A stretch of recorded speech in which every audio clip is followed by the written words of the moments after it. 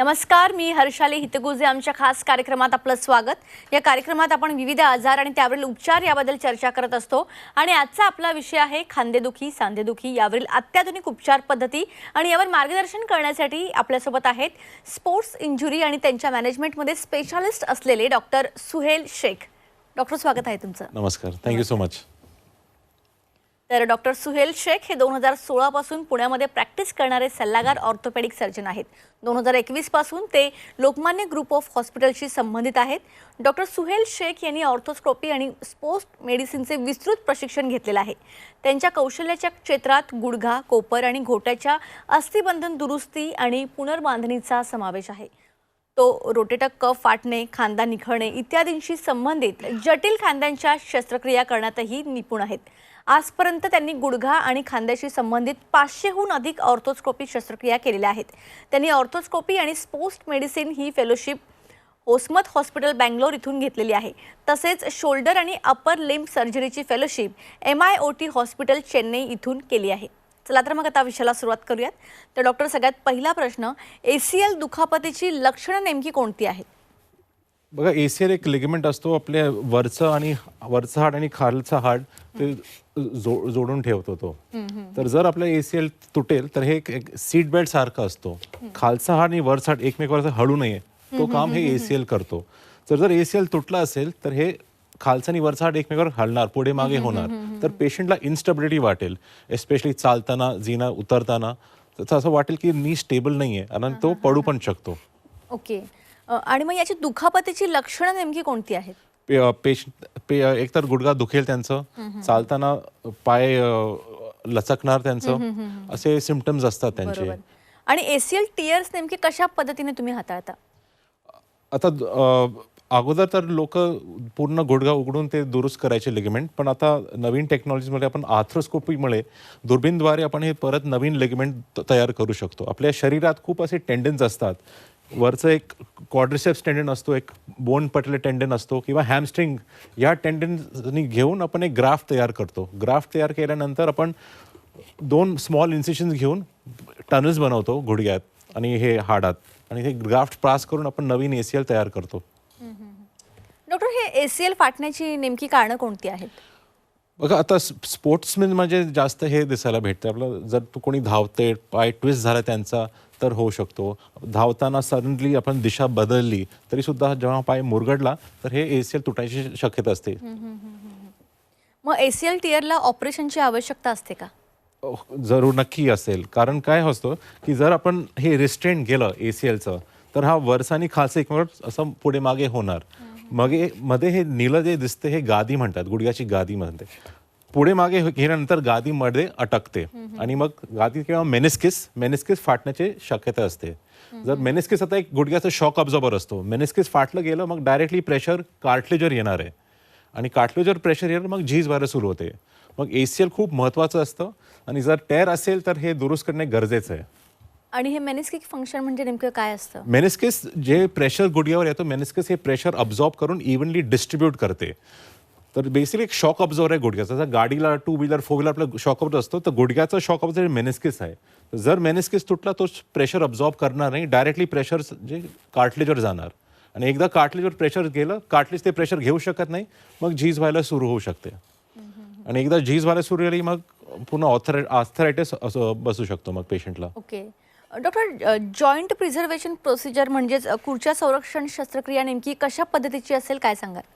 अच्छा, जॉईंट प्रिझर्वेशनमध्ये जर पेशंटचं वय कमी आहे, जर समजा पेशंट जर 50 वयाचा असतो तर आपण आर्थरायटिस पूर्णपणे एकदा बसत नाही, ते इनिशियली सुरू होतं. तर जनरली मीडियल कंपार्टमेंटला जे आतल्या हे उजव्या गुडघ्याचं हे मॉडेल आहे, आतल्या कप्प्याला सुरू होतो. तर कमी वयात आपण हे करू शकतो. मी एक दाखवतो तुम्हाला हे चित्र, ठीक आहे? तर हे मी झूम करतो इकडे, हे अँगल बघताय तुम्ही, तर इकडे जागा कमी झाली आहे, तर ऑलरेडी प्रेशर वाढलंय या कप्प्यावर. तर जर प्रेशर वाढलं, आपण एक गुडघ्याला एक बाक पण येते, तर आपण हे हाय टेबल ऑस्टिओटॉमीमध्ये हे बाक परत सरळ करू शकतो आणि ते केल्यानंतर दोन्ही पायावर, दोन्ही कप्प्यावर प्रेशर इक्वली बसेल. आता ते ऑस्टिओटॉमी करून आपण एक असं प्लेट बसवली आहे आणि तुम्ही बघू शकता की वरती अजून जागा तयार झाली आहे. तर याप्रमाणे देवाने जे दिलं एक सांधा आपल्याकडे आपण ह्या पद्धतीने वाचू शकतो. नक्कीच. डॉक्टर, या ऑपरेशनचे नेमके फायदे काय आहेत? आपण जे स्वतःचा गुडघा आहे, नॅचरल जे जॉईंट आहे त्याच्यात जास्त छान कुठलंही इम्प्लांट नाही आहे. तर या पद्धतीने आपण जे नॅचरल देवाने दिलं जॉईंट आहे ते प्रिझर्व करू शकतो आणि नी रिप्लेसमेंट आपण टाळू शकतो. डॉक्टर, आपण खांदा निखळणे या विषयावर थोडं बोलूया. तर खांदा निखळण्याची नेमकी मुख्य कारणं कोणती असतात? आता खांदा निखळल्याने जनरली कोणी खांद्यावर डायरेक्टली पडले तर खांदा निखळू शकतो, कारण फोर्सेस एवढे असतात की खांदा डिस्लोकेट होऊ शकतो. तरीसुद्धा स्पोर्ट्समध्ये जर तुम्ही रग्बी बघा किंवा कबड्डी किंवा अमेरिकन फुटबॉल जी डायरेक्ट इम्पॅक्ट असतो शोल्डरला, तर त्या स्पोर्ट्समध्ये पण हे डिस्लोकेशन चान्सेस असतात. दुसरं आहे की एपिलेप्सी. आपल्या देशात खूप जणांना कन्व्हल्जन्स किंवा फिटची हिस्ट्री असते. तर जेव्हा कन्व्हल्जन्स असतो मसल कॉन्ट्रॅक्शन एवढे असतात की हे पूर्ण सॉकेट असतो, बॉल अँड सॉकेट जॉईंट, ते डिस्लोकेट चान्सेस असतात त्याच्यामध्ये. डॉक्टर, खांद्याच्या विस्थापनासाठी कोणत्या प्रकारच्या शस्त्रक्रिया केल्या जातात किंवा आहेत? तर त्याच्यावर मी ते दाखवतो. हे दाखवा. हे चित्र जे आहे हे आपल्या शोल्डर जॉईंट्स आहे. हे आर्थ्रोस्कोप टाकून आपल्याला हे दिसते आपल्याला. तर खाली एक सॉकेट असतो, वरची एक ह्युमरल हेड आहे आणि हे बँकार्ड जे लिजन आहे हे जे फाटले एक लेब्रम म्हणतात त्याला. तर आपला लेब्रमचं मेन फंक्शन काय, लेब्रम शॉक अब्झॉर्ब एक सीट बेल्ट सारखं असतो. हे हा बॉल पुढे येऊ नये म्हणून हे लेब्रम असतो, बंपर सारखं असतो. पण कधी कधी फोर्सेस एवढे असतात की हे डिस्लोकेट होऊन लेब्रम तुटू शकतो. जर आता हे लेब्रम तुटला आहे इकडे तर आपोआप जुळत नाही, तर याला एक ऑपरेशन लागतं, त्याला एक बँकार्ड रिपेअर म्हणतात. हे सर्व आपण दुर्बीणद्वारे करू शकतो. आता हे तुटलेलं लेब्रम आहे. आता नेक्स्ट इमेजमध्ये मी दाखवतो की हे रिपेअर केलेलं लेब्रम आहे. आता हे आपण सुचर अँकरनी परत लेब्रम हाडाला जुळून टाकलंय त्याला. ओके. आता कधी कधी पेशंट हे सिम्पटम्स डिस्लोकेशन निर्लज्ज करतात, ते वेळेवर येत नाही. कधी कधी पेशंट 30 डिस्लोकेशन नंतर येतात. आता नेहमी जेव्हा हे बॉल आणि सॉकेट डिस्लोकेट होणार, तर जेव्हा हे बॉल बाहेर येतो, हा सॉकेट आहे ग्लिनॉइड डॅमेज करून येतो तो नेहमी. आता 30 डिस्लोकेशनच्या नंतर काय होतं की तिकडे बोन लॉस तयार पण होऊ शकतो. तर हा एक CT स्कॅन आहे पेशंटचा. आता आपण इकडे बघू शकतो की हे डाव्या बाजूला एक राईट शोल्डरचं आहे, हा लेफ्ट शोल्डरचं आहे. तरी पण बघू शकतो की डायमीटर कसं वेगवेगळे, एकाच जणाचा CT स्कॅन येतो. पण इकडे आपण बोन लॉस पण आपल्याला दिसत आहेत. तर आपण दुर्बीणद्वारे हे लेब्रम रिपेअर याच्यामध्ये सक्सेसफुल होणार नाही. तर याच्यात आपल्याला एक दुसरं सर्जरी असते, त्याला म्हणतात लटार्जे सर्जरी. तर हे वरचे हाड असतो, कोरेकॉइड प्रोसेस, हा आपण कापून इकडे परत स्क्रूजनी फिक्स करू शकतो. त्याप्रमाणे हे ग्लेनॉइडचं अँटीरियर पोस्टीरियर डायमीटर आपण वाढू शकतो. एक एक्सरे पण दाखवतो त्याचं. तर या पद्धतीने हा कोरेकॉइड प्रोसेस आपण खाली घेऊन इकडे बसवलंय आणि 2 स्क्रू पण टाकले, त्याप्रमाणे डायमीटर वाढलंय. आता एक पेशंटचा पण व्हिडिओ पण आहे. हे 1 महिन्यानंतर त्याला अजून 30 डिस्लोकेशन होते आणि 30 डिस्लोकेशन नंतर आपण हे लटारची सर्जरी केली. 1 महिन्यानंतर याचं मुवमेंट असं आहे, ती it's full complete range of movement आहे आणि आता भीती पण नाही आहे की आता आपला सांधा निसटणार, डिस्लोकेशन होणार आहे त्याला. राईट.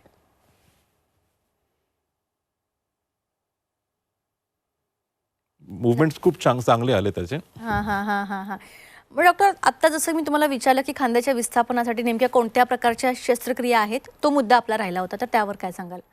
तर लेब्रम रिपेअर आपण करतो दुर्बीणद्वारे. जर लेब्रम तुटले ते आपण दुर्बीणद्वारे करू शकतो. आता ग्लिनॉइड बोन लॉस झालं की खूप डिस्लोकेशन झाले, कधी पेशंटला झोपेत सुद्धा जर खांदा निसटतो, तर असे लक्षण असतात पेशंटला, मग आपल्याला हे समजायचं की बोन लॉस आहे त्याच्यात. जर एवढं बोन लॉस आहे तर एक दुसरी सर्जरी लटार्जे प्रोसिजर या साठी आपण लटार्जे करू शकतो. डॉक्टर, रोटेटर कफ म्हणजे काय असतं? रोटेटर कफ एक आपल्या खांद्यावर 4 मसल्सचं एक संघटन असतो. तर समोर एक सबस्कॅप्युलरिस मसल, वरती सुप्रास्पायनेटस, मागे इन्फ्रास्पायनेटस आणि टेरिस मायनर. तर रोटेटर कफ जे काय आपले शोल्डरचे मुवमेंट्स आहे हे इनिशिएट करायला रोटेटर कफ मदत करतो. जर आपला हात वर घ्यायचा आहे, साईडला घ्यायचं आहे किंवा रोटेट करायचं आहे, रोटेटर कफ खूप महत्त्वाचा असतो या मुवमेंटसाठी. रोटेटर कफ टियर का आवश्यक आहे? रोटेटर कफ टियर दुरुस्त करणे का आवश्यक आहे? तर काय असतो की जर आपल्या रोटेटर कफ तुटला असेल, ठीक आहे, तर आपला हात वर करायला किंवा पेशंटला काय लक्षण असतं मी सांगतो अगोदर तुम्हाला. पेशंटला शर्ट घालायला त्रास होणार, एका उशीवर झोपायला त्रास होणार, केस विंचरायला त्यांना त्रास होणार, तर त्यांची क्वालिटी ऑफ लाईफ एकतर कमी होणार, जास्त चांगली राहणार नाही.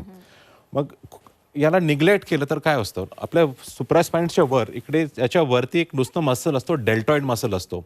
तर डेल्टॉइडच्या ओव्हरपुलमुळे हे खांदा जे बॉल आहे वरती पण जाऊ शकतो. वरती गेला मग हा ॲक्रोमेन प्रोसेसच्या खाली तो बसतो आणि मग इकडे आर्थरायटिस किंवा कफ्टर आर्थ्रोपॅथी म्हणतो ते होऊ शकते. म्हणून रोटेटर कफ आपल्याला निग्लेक्ट केलं तर हे कफ्टर आर्थ्रोपॅथी आर्थरायटिस होऊ शकते. आता हे का आवश्यक आहे हे तुम्ही सांगितलं, पण हे रोटेटर कफ फाटण्याची नेमकी कारणं काय आहेत? रोटेटर कफमध्ये जनरली 2 वयात आपल्याला दिसते टेर्स. कमी वयात जे स्पोर्ट्समॅन असतात तर जास्त ओव्हरहेड ॲक्टिव्हिटी जे लोक करतात किंवा फास्ट बॉलिंग करतात किंवा टेनिस किंवा बॅडमिंटन जे खेळतात तर रिपीटेड ओव्हरहेड ॲक्टिव्हिटी हे तुटू शकतो. तसंच ॲक्सिडेंटमुळे जर आपण डायरेक्टली खांद्यावर पडलो तरी सुद्धा हे रोटेटर कफ टेर फाटण्याची शक्यता असते. आणि जास्त वयात किंवा म्हाताऱ्या माणसांना जरा जसा झीज होते सांध्यात तसंही डिजेनरेटिव्ह टेअर्स होतात टेंडनमध्ये आणि मग टेंडन तुटू शकतो. ओके डॉक्टर, रोटेटर कफ टिअरची नेमकी लक्षणं कोणती आहेत? पेशंटला एकतर दुखणं खूप होणार, केस विंचरायला त्रास होणार, शर्ट घालायला त्रास होणार, वस्तू उचलण्याला त्रास होणार त्यांना. हे सर्व लक्षण असतात रोटेटर कफ टेअरचे. आणि कुठल्याही किचनमध्ये काम करायला सर्व हे जे डे टू डे ॲक्टिव्हिटीज असतात रोटेटर कफचे हेच टेअरमध्ये हे त्यांना त्रास देणार. एकंदरीत खांदे निखळण्याची नेमकी ॲक्सिडेंटद्वारेच हे रिझन असतं की कुठल्या वेगळ्या कारणांमुळे सुद्धा खांदा निखळू शकतो? एकतर ॲक्सिडेंटमुळे डायरेक्टली इम्पॅक्टमध्ये हे होऊ शकतो. मग स्पोर्ट्समध्ये जर डायरेक्टली तुम्ही इम्पॅक्ट स्पोर्ट्स करतात, आपल्या देशात रग्बी नाही पण कबड्डी जास्त खेळले जातात, तर कबड्डीमध्ये जास्त प्रेशर दिलं, जास्त ओढलं हाताला डिस्लोकेशन होऊ शकतो. डायरेक्ट इम्पॅक्ट बसला डिस्लोकेशन होऊ शकतो. आता जर डिस्लोकेशन झालंय पेशंटला तर त्यांचे लक्षण काय असतात? पेशंटला नेहमी भीती वाटेल की आपण काही वस्तू उचलली तर हे डिस्लोकेशन होऊ शकतो. रात्री झोपताना सुद्धा पेशंटला तर डिस्लोकेशनचे लक्षण असतात. जर त्यांनी जास्त मुवमेंट रोटेट केलं मग हे सांधा कधी पण बाहेर येऊ शकतो. हे याच्यात लक्षण असतात. बरोबर. तुमच्याकडे बरेच पेशंट या संदर्भातले आले असतील तर त्यांचे काही अनुभव तुम्ही शेअर कराल? हो, माझ्याकडे 2-3 व्हिडिओज आहे पेशंटचे, मी एकदा ते दाखवू शकतो. ही एक आजी होती, 70 वयाची होती. ती 3 महिन्यापासून खूप दुखत होतं. मीन्स काही काम घराचे काम करताना दुखायचं, साडी घालताना पण दुखायचं. तर ती माझ्याकडे आली. आपण दुर्बीनद्वारे हे पूर्णपणे रोटेटर कफ त्यांचं व्यवस्थित केले. आता तुम्ही बघू शकतात हे हात पूर्णपणे वर जाते त्यांचं आणि ते खूप खुश आहेत असं. बरोबर. डॉक्टर, हे सोडून आणखी कोणते पेशंट आहेत, म्हणजे खांदे सोडून जसं की आपला बाकीचा पण विषय आहे त्या संदर्भात? आता एक मल्टी लिगामेंट इंजरी आपल्या गुडघ्यामध्ये जे होतं, दुसरा एक व्हिडिओ आपण दाखवू शकतो त्याच्यासाठी. आता हा एक स्टेट लेवल व्हॉलीबॉल प्लेयर होता आणि खेळताना त्याचा हे झालंय, पाय मुरगडला त्याचा. आता तुम्ही बघू शकता तिकडे कसं पाय ट्विस्ट झालाय त्याचा. तर ह्याला मल्टी लिगामेंट इंजरी होती. एक ACL टेअर, MCL टेअर आणि मेनिस्कसचं पण टेअर होतं त्याला. तर आपण हे प्री ऑपरेटिव्ह ऑपरेशनच्या अगोदर जी लॅक्सिटी होती, आता तुम्ही बघू शकता किती उघडत आहे त्याचा गुडघा. तर आपण हे त्याची दोन्ही लिगामेंट दुरुस्त केले, मेनिस्कस पण दुरुस्त केली आणि रिकन्स्ट्रक्शनच्या नंतर हे ते स्टेबिलिटी त्याची जे आहे आपल्याला हे व्हिडिओवर दिसते. ACL टिअरसाठी ऑपरेशनची गरज आहे असं तुम्ही म्हणालात, तर हे ऑपरेशन कितपत सेफ आहे आणि हे ऑपरेशन झाल्यानंतर नेमकी कोणती काळजी रुग्णांनी घेणं आवश्यक आहे? मग त्यामध्ये आहार पण आला. अच्छा, आता ACL टेअर तर दुरुस्त करणे गरजेचं आहे. ठीक आहे, तर आपण हे दुर्बीनद्वारे पण दुरुस्त करू शकतो. स्वतःचे जे टेंडन्स असतात, आपण काही फॉरेन पार्टिकल वापरत नाहीये, स्वतःचे टेंडन्स घेऊन आपण ते नवीन लिगामेंट तयार करतोय पेशंटला. जर नुसतं ACL टेअर आहे, मेनिस्कस इंटॅक्ट आहे, तर दुसरा दिवस पेशंट पूर्ण बसून येऊन चालू पण शकतो. आता त्याचे नंतर फिजिओथेरपी नसते, तर 1 महिन्यानंतर आपण रेंज ऑफ मुवमेंट एक्सरसाइज करतो. दुसऱ्या महिन्यात आपण थेराबँड मसल स्ट्रेंथनिंग सुरू करू शकतो. पण तरीसुद्धा हे लिगामेंट पूर्णपणे हाडाला हील व्हायला 7-8 महिने लागतात. तर जर पेशंट कोणी कॉम्पिटेटिव्ह स्पोर्ट्स खेळतायत तर आपण ते जनरली म्हणतो त्याला की 7-8 महिन्यानंतर जेव्हा मसल स्ट्रेंथनिंग चांगली झाली तेव्हा तो भाग घेऊ शकतो. लवकर त्यांनी प्रयत्न केला रिटर्न करायला तर परत ते तुटू शकतो, कारण ते हील व्हायला 7-8 महिने लागतात. नक्कीच. आणि यानंतर आहाराचं पथ्य नेमकं कशा पद्धतीने पाळलं जाऊ शकतं? आहार म्हणजे ते त्यांनी डाएट काय घ्यायचा, कसं डाएट तर हाय प्रोटीन डाएट ते चांगलं असतं त्यांच्यासाठी. प्रोटीन इंटेक चांगली असेल तर मसल बिल्डअप पण चांगला असतो. खेळाडू माणसांना खेळाच्या अगोदर वॉर्मअप खूप गरजेचं आहे. वॉर्मअप एक्सरसाइजेस आणि खेळण्यानंतर कूल डाऊन एक्सरसाइज खूप महत्त्वाचे असतात. स्ट्रेचिंग एक्सरसाइजेस जर हे ते सर्व पाळले मग हे इंजरीचे चान्सेस पण कमी असतात. नक्कीच. तर डॉक्टर सुहेल शेख यांच्यासोबत आमची ही चर्चा अशीच चालू राहील. एक छोटासा ब्रेक घेऊया, लगेच परत येऊया. ब्रेकनंतर आपल्या सर्वांचं पुन्हा एकदा स्वागत. खांदेदुखी, सांधेदुखी आणि यावरील अत्याधुनिक उपचार पद्धती तसेच संधिवात, गुडघेदुखीवर लेझर आणि रोबोटिक उपचार यावर डॉक्टर सुहेल शेख यांच्यासोबत आपण चर्चा करत होतो. तर पुन्हा एकदा चर्चेकडे वळूयात. तर डॉक्टर, आत्ताचा महत्त्वाचा प्रश्न असा आहे की शोल्डर डिस्लोकेशन निग्लेक्ट केलं तर काय होऊ शकतं? शोल्डर डिस्लोकेशन जास्त निग्लेक्ट केलं आपण तर काय होतं की पुन्हा डिस्लोकेशन झाल्यानंतर हे ग्लेनॉइड जे कॅव्हिटी आहे हे कमी होत असते. मग हे एक अनस्टेबल शोल्डर तयार करणार आहे. मीन्स कुठल्याही ॲक्शनला हे खूप आरामात ते आपला बॉल जे आहे ह्युमेरसचा बॉल ते बाहेर येऊ शकतो. आणि नेहमी जे बॉल बाहेर मागे येणार आहे तर झीज पण होणार आहे. मग आर्थरायटिस सुरू होणार आहे आणि पेशंटला काही काम करताना त्रास होणार, काही कम्फर्ट राहणार नाही. क्वालिटी ऑफ लाईफ त्याची खूप बिघडेल. डॉक्टर, मेनिस्कस रिपेअरला मतलब हे इम्पॉर्टंट का आहे? आता अगोदर लोक नेहमी पार्शियल मेनिसेक्टमी करायचे. आता सुद्धा जर मेनिस्कस दुरुस्त करण्याचे लायकी नसेल आपण तो ते फाटलेला भाग आपण काढून टाकतो. पण जर आपण ते दुरुस्त करू शकतो, आपण दुर्बीनद्वारे एक सुचर अँकरनी परत दुरुस्त करू शकतो.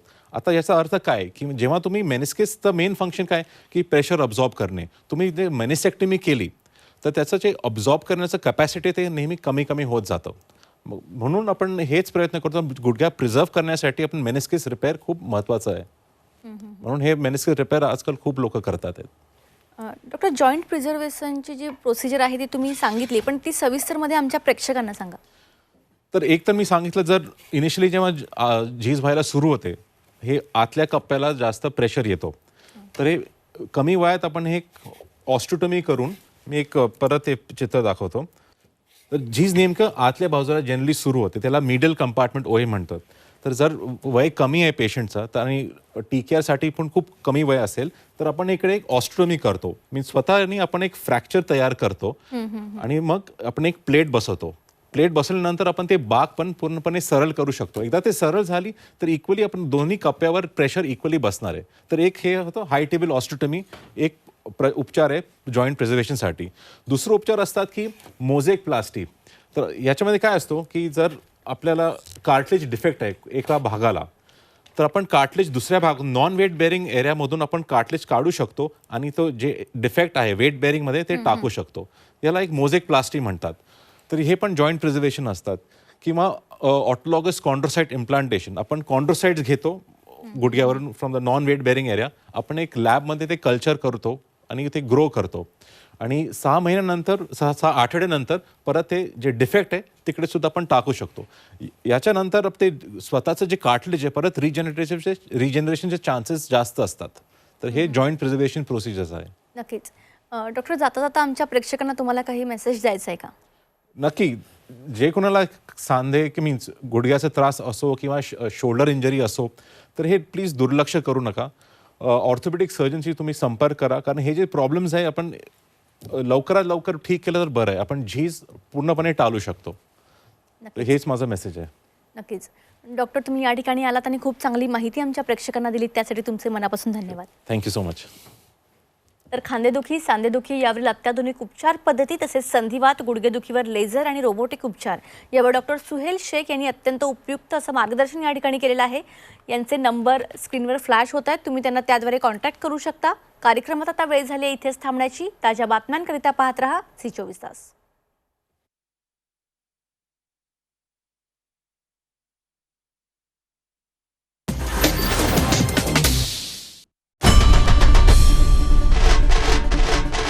आई भवानीचा गजर म्हणजे C24 तास.